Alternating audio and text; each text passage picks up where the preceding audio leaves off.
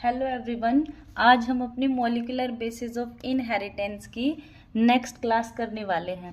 हमने पिछली क्लास में क्या देखा था कि जो ट्रांसक्रिप्शन है उसके बारे में थोड़ा सा पढ़ा था। क्या पढ़ा था कि जो ट्रांसक्रिप्शन है इसमें डीएनए से आरएनए की फॉर्मेशन होती है। डीएनए से आरएनए की फॉर्मेशन होती है। डीएनए डबल स्ट्रैंडेड होता है जबकि आरएनए सिंगल स्ट्रैंडेड होता है। एक बात हमने और देख ली थी, वो क्या थी कि जब डीएनए से डीएनए बनता है, जब डीएनए से डीएनए बनता है तो डीएनए के दोनों स्ट्रैंड्स, डीएनए के दोनों स्ट्रैंड, ये वाला भी और ये वाला भी जो है टेम्पलेट की तरह काम करेंगे। Both strands of DNA, both strands of DNA act as template, both strands of DNA act as template during replication. जब रेप्लिकेशन का प्रोसेस होता है तो डीएनए के दोनों स्ट्रैंड किसकी तरह काम करते हैं? टेम्पलेट की तरह काम करते हैं। अच्छा, रेप्लिकेशन क्या था? डीएनए से डीएनए बनने के प्रोसेस को रेप्लिकेशन कहते हैं। उसके बाद हमने देखा था, लेकिन जब डीएनए से आरएनए बनाया जाता है, जब डीएनए से आरएनए बनाया जाएगा उस टाइम पे only one strand of DNA, only one strand of DNA act as template, only one strand of DNA act as template। DNA का सिर्फ एक स्ट्रैंड, या तो ये या ये, सिर्फ एक स्ट्रैंड टेम्पलेट की तरह काम करेगा और अपने पास एक सिंगल स्ट्रैंडेड आरएनए की फॉर्मेशन हो जाएगी। उसके बाद हमने 2 पॉइंट डिस्कस किए थे कि क्यों ये दोनों स्ट्रैंड टेम्पलेट की तरह काम नहीं कर रहे। हमने पढ़ लिया था क्या कि अगर दोनों स्ट्रैंड टेम्पलेट की तरह काम करेंगे तो हमारे पास एक डबल स्ट्रैंडेड आरएनए की फॉर्मेशन हो जाएगी और डबल स्ट्रैंडेड आरएनए कभी भी प्रोटीन नहीं बनाता। डबल स्ट्रैंडेड आरएनए कभी भी प्रोटीन नहीं बनाता, और जब प्रोटीन ही नहीं बनेंगे तो क्या होगी? प्रोटीन के बिना हमारी बॉडी की फंक्शनिंग नहीं हो पाएगी, है ना। तो पहला रीज़न तो ये था। दूसरा रीज़न हमने क्या पढ़ा था कि अगर मान लो 1% डबल स्ट्रैंडेड आरएनए से प्रोटीन बन गया, डबल स्ट्रैंडेड आरएनए से प्रोटीन बन गया तो एक जीन, सिर्फ एक डीएनए के टुकड़े से, सिर्फ एक जीन से मल्टीपल प्रोटीन्स की फॉर्मेशन हो जाएगी। मतलब अलग अलग तरीके के प्रोटीन बनने लगेंगे जो हमारी जो बॉडी है उसकी कॉम्प्लेक्सिटी को इंक्रीज कर देंगे, बढ़ा देंगे। तो इन दोनों रीजंस की वजह से डीएनए के दोनों स्ट्रैंड टेम्पलेट की तरह काम नहीं करते। अब आज जो हमें पढ़ना है वो क्या है? देखो, मान लो अपने पास एक डीएनए है, ये 3' to 5' और ये 5' to 3'। हमने कहा कि इन दोनों स्ट्रैंड्स में से, इन दोनों स्ट्रैंड्स में से सिर्फ एक काम करेगा जब हम आरएनए बनाएंगे तो। अब नेक्स्ट क्वेश्चन क्या है कि ये वाला टेम्पलेट एक्ट, ये वाला डीएनए का स्ट्रैंड जो है ये टेम्पलेट की तरह काम करेगा या ये वाला? मतलब एक को करना है तो ये एक्ट करेगा टेम्पलेट की तरह या ये? मतलब कौन से स्ट्रैंड को देखकर हम आरएनए बनाएंगे, डिसाइड करना अब इन दोनों में से। तो देखो कैसे होगी ये चीज डिसाइड। मान लो, जस्ट सपोज, एक बार के लिए सुनना, ऊपर वाले स्ट्रैंड को मैं बोल दूं नॉन कोडिंग, ऊपर वाले स्ट्रैंड को मैं क्या बोल दूं? नॉन कोडिंग, या फिर इसी का दूसरा नाम टेम्पलेट स्ट्रैंड। नॉन कोडिंग या फिर टेम्पलेट स्ट्रैंड। और नीचे वाले को मैं बोल दूं कोडिंग स्ट्रैंड। क्या बोल दूं? Coding strand. या फिर इसी को क्या बोल दूं? नॉन टेम्पलेट स्ट्रैंड या नॉन टेम्पलेट स्ट्रैंड। तो एक बात हमें यहाँ से पता चल रही है, एक बात याद रखना, मान लो अपने पास 2 स्ट्रैंड है ना, तो जिसका यूज करके हम आरएनए बनाएंगे ना, जिसका यूज करके हम आरएनए बनाएंगे ना, उसी स्ट्रैंड को हम क्या कहने लगते हैं? उसी स्ट्रैंड को टेम्पलेट कहने लगते हैं। उसी स्ट्रैंड को क्या कहने लगते हैं? टेम्पलेट कहने लगते हैं। तो जरा देखो, ऊपर वाले को मैंने टेम्पलेट बोला है, ऊपर वाले को मैंने क्या बोल दिया? टेम्पलेट बोल दिया। तो मैंने जैसे इसके ऊपर टेम्पलेट लिख दिया ना, उससे एक बात क्लियर हो गई कि इसी वाले स्ट्रैंड को देख के क्या आरएनए बनाया जाएगा, इसी वाले स्ट्रैंड को देख के आरएनए बनाया जाएगा। लेकिन अभी हमें कुछ बातें और जाननी है। देखो, क्या ये चीज भी हमने डिस्कस कर ली थी क्या कि डीएनए जब बनता है ना तो ये पूरा का पूरा डीएनए एज इट इज, इससे डीएनए इतना ही बड़ा डीएनए बन जाएगा। लेकिन जब डीएनए से आरएनए बनेगा तो डीएनए का छोटा सा हिस्सा आरएनए में कन्वर्ट होता है। डीएनए का छोटा सा हिस्सा आरएनए में कन्वर्ट होता है। ऐसा नहीं है इतना बड़ा डीएनए तो मैं इतना का इतना आरएनए यहाँ पे ले आऊं, ऐसा नहीं होगा, है ना। एक बार में छोटा सा डीएनए है उसका आरएनए बनता है, ठीक है।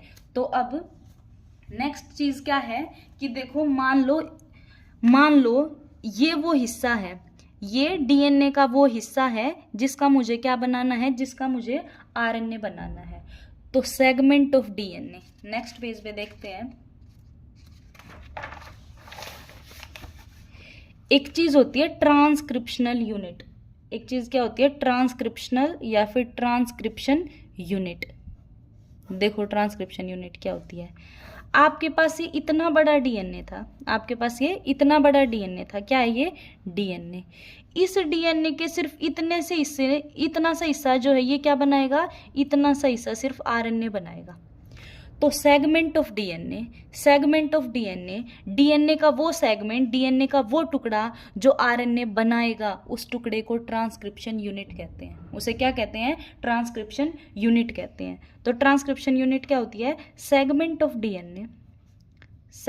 डीएनए दैट फॉर्म्स, या यूं लगा लो, फॉर्म्स नहीं, यूं लिखो, segment of DNA that takes part in transcription, that takes part in transcription। DNA का वो छोटा सा हिस्सा जो ट्रांसक्रिप्शन के लिए, मतलब जो आरएनए बनाने के लिए आगे जाएगा, उसे ही क्या कहते हैं, उसे ही हम ट्रांसक्रिप्शन यूनिट कहते हैं। अब जो ट्रांसक्रिप्शन यूनिट है ना, ये जो इतना सा अपन ने लिया है ना, ये वाला हिस्सा डीएनए का, इसके 3 पार्ट होते हैं। ट्रांसक्रिप्शन यूनिट के कितने पार्ट होते हैं, 3 पार्ट होते हैं। ट्रांसक्रिप्शन यूनिट के 3 पार्ट्स होते हैं। एक को बोलते हैं प्रोमोटर, एक को बोलते हैं टर्मिनेटर, और बीच में जो हिस्सा रहेगा उसे बोलते हैं स्ट्रक्चरल जीन। डीएनए का वो हिस्सा, वो टुकड़ा, वो सेगमेंट जो ट्रांसक्रिप्शन के लिए आगे जाएगा, उसे क्या कहते हैं, ट्रांसक्रिप्शन यूनिट कहते हैं। ट्रांसक्रिप्शन यूनिट के 3 पार्ट होते हैं, एक प्रोमोटर, एक स्ट्रक्चरल जीन और एक टर्मिनेटर। टर्मिनेशन नहीं, ये क्या है, टर्मिनेटर, एक होता है टर्मिनेटर, ठीक है। अब देखो, अगर मैं बना के दिखाऊं, मैंने ये क्या बना दिया, ये वाला हिस्सा इसका नीचे बना दिया, मैं ट्रांसक्रिप्शन यूनिट आपको बना के दिखा रही हूँ, है ना। ये वाला हिस्सा डीएनए का उठाया है, मैं पोलैरिटी मेंशन कर देती हूँ यहाँ पे 3' to 5' और 5' to 3', ठीक है। मैंने क्या लिखा था ऊपर वाले स्ट्रैंड के ऊपर, टेम्पलेट। ऊपर वाले स्ट्रैंड के ऊपर क्या लिख दिया था, टेम्पलेट, और नीचे वाले पे क्या लिखा था, नॉन टेम्पलेट, यही लिखा था। इनके 2 नाम और होते हैं, वो अलग से हम लिख लेंगे, खाली समझने के लिए याद रखो। ये क्या है, टेम्पलेट, और ये क्या है, नॉन टेम्पलेट। याद रखना, टेम्पलेट वाले स्ट्रैंड से ही क्या बनेगा, आरएनए बनेगा। टेम्पलेट लिख दिया मतलब यही जो स्ट्रैंड है वो क्या बनाएगा, आरएनए बनाएगा, ठीक है। आगे देखो, इस वाले स्ट्रैंड का हम क्या करेंगे, इस वाले स्ट्रैंड से हम आरएनए बनाएंगे। तो नीचे वाला स्ट्रैंड कहता है कुछ चीजें मेरे अकॉर्डिंग भी चलनी चाहिए, है ना, कुछ चीजें मेरे अकॉर्डिंग भी चलनी चाहिए।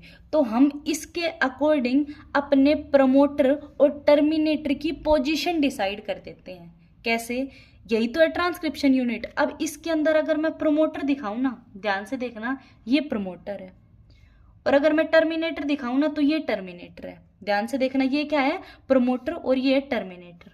ये क्या है, प्रमोटर, और ये क्या है, टर्मिनेटर।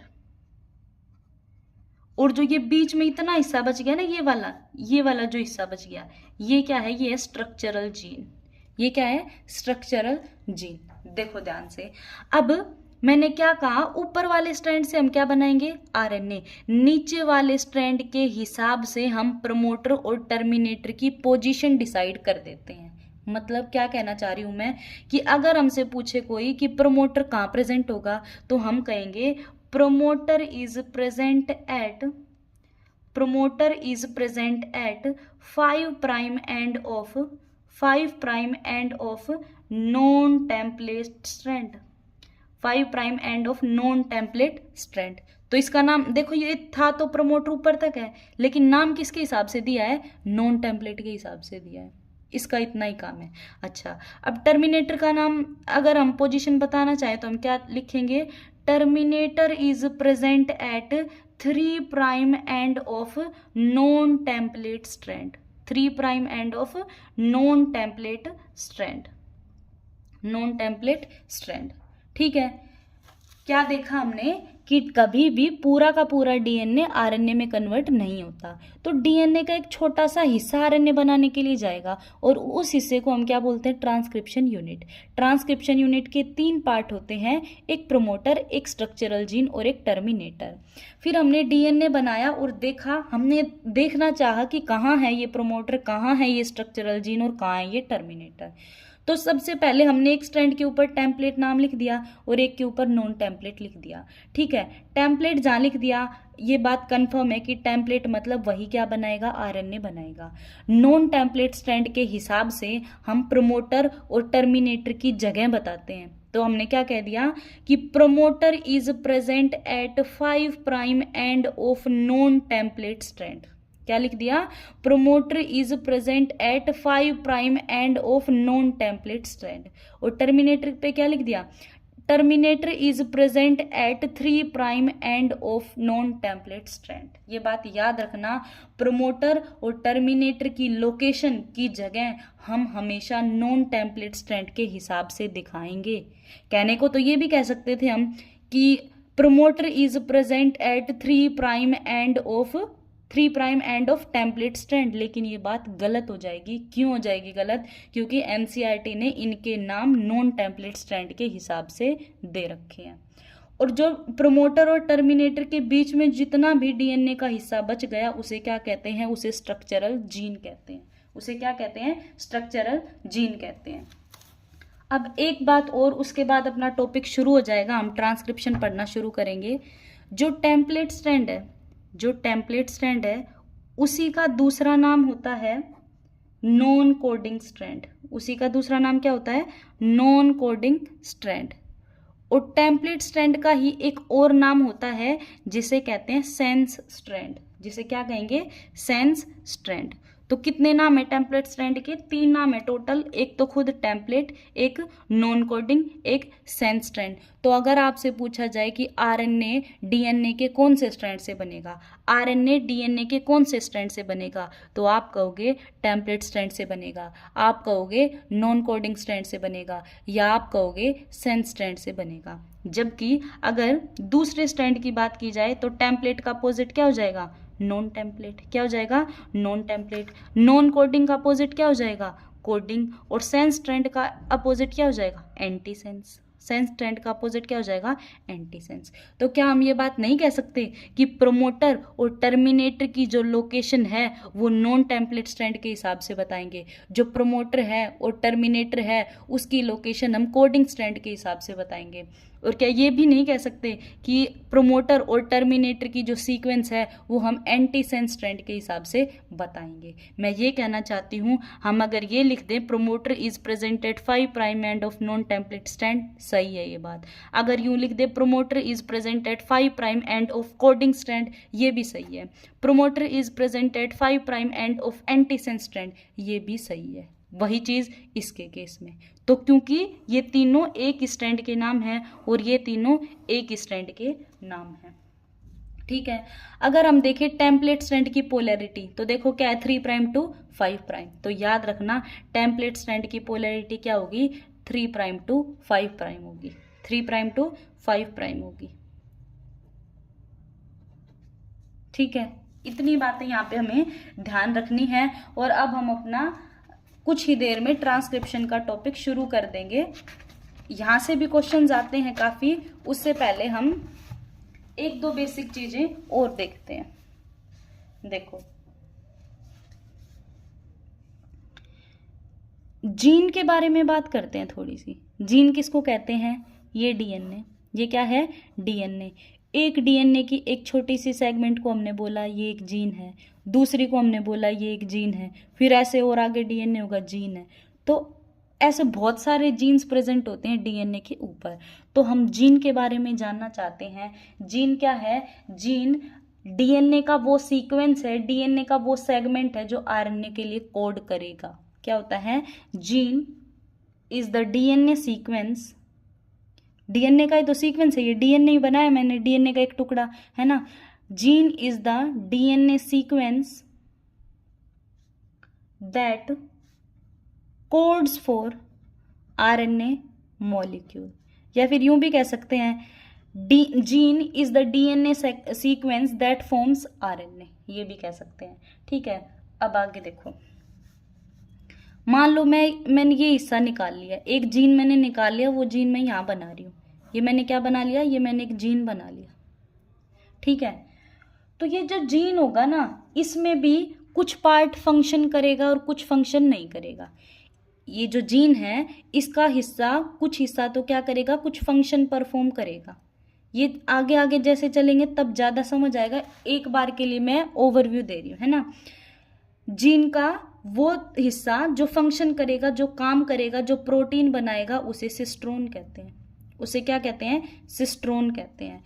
एक बात यहाँ पे आप सिर्फ याद कर लो कि जो प्रोकैरियोट का जीन होता है ना, प्रोकैरियोट का जीन वो होता है पॉलीसिस्ट्रोनिक। प्रोकैरियोट का जीन क्या होता है? पॉलीसिस्ट्रोनिक। और यूकैरियोट्स का जो जीन होता है वो होता है मोनोसिस्ट्रोनिक। यूकैरियोट का जीन कैसा होता है? मोनोसिस्ट्रोनिक। सिस्ट्रोन का मतलब जो, चलो एक बार के लिए देखो ये जीन, ये क्या है? एक जीन है। ठीक है, ये जीन है। तो अगर ये पूरा यहां से यहां तक का जीन है, इस जीन ने क्या किया? इस जीन के इतने हिस्से ने, मान लो जस्ट सपोज कि जीन का इतना हिस्सा जो है प्रोटीन में बदल जाए, आगे चल के जीन का इतना हिस्सा किस में बदल जाए? प्रोटीन में बदल जाए। और एक ही प्रोटीन में वो बदला है, एक ही प्रोटीन में बदला है, तो हम अब इसे क्या कहेंगे? मोनोसिस्ट्रोनिक। क्या कहेंगे? मोनोसिस्ट्रोनिक।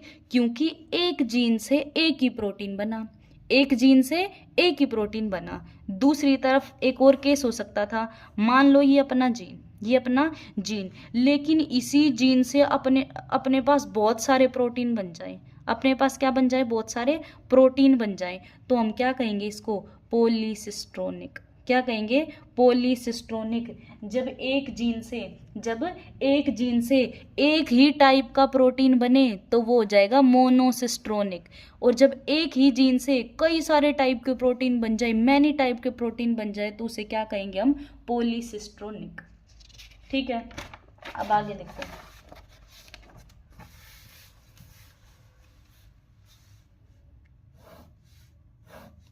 ये अपने पास डीएनए, ठीक है। अब मान के चलो आप कि इस डीएनए के इतने हिस्से ने क्या बना दिया? आरएनए बना दिया। हम देखेंगे कैसे बना, है ना, कैसा दिखेगा, सब देखेंगे। लेकिन एक बार आप मान लो आपका जो है डीएनए से, इतने डीएनए से आरएनए बन गया, तो जब आप इस आरएनए को ध्यान से देखोगे ना, तो इसमें दो तरीके के सीक्वेंस आपको दिखेंगे, दो तरीके के सीक्वेंस आपको दिखेंगे। देखो ये जो ब्लू कलर में, ये जो डार्क ब्लू में जो वाइड पार्ट दिख रहा है, इसे हम कहेंगे एक्सोन। कुछ भी कह सकते हैं, इसको इंट्रोन भी कह सकते हैं, है ना। ये क्या है? ये एक्सोन। इनको एक्सोन कह दिया, तो जो ये सिंगल लाइन में है नैरो पार्ट जो दिख रहा है, ये क्या है? इंट्रोन। क्या है ये? इंट्रोन। जो आरएनए बनता है उसमें हमें दो तरीके से चीजें दिखती हैं, एक क्या होता है? एक्सोन, और एक क्या होते हैं? इंट्रोन। एक क्या होते हैं? एक्सोन, और एक क्या होते हैं? इंट्रोन। देखो जो इंट्रोन होते हैं ना, इंट्रोन ये अनवांटेड सीक्वेंसेस होते हैं। इंट्रोन क्या होते हैं? अनवांटेड सीक्वेंस होते हैं। देखो इंट्रोन, एनआर है ना, अनवांटेड। अनवांटेड मतलब हमें नहीं चाहिए ये सीक्वेंस। आरएनए में बन जाते हैंगे लेकिन हमें इनकी जरूरत होती नहीं है ज्यादा कुछ, है ना। ये क्या है? Unwanted sequences which do not appear in mature RNA which do not appear in mature RNA। ये अनवांटेड सीक्वेंसेस होते हैं जो मैच्योर RNA में नहीं दिखेंगे। अब क्या है ये मैच्योर RNA, क्या है ये सब चीज़ें जो हैं हम अपना जब आगे कल डिस्कस करेंगे तब समझ आएगा।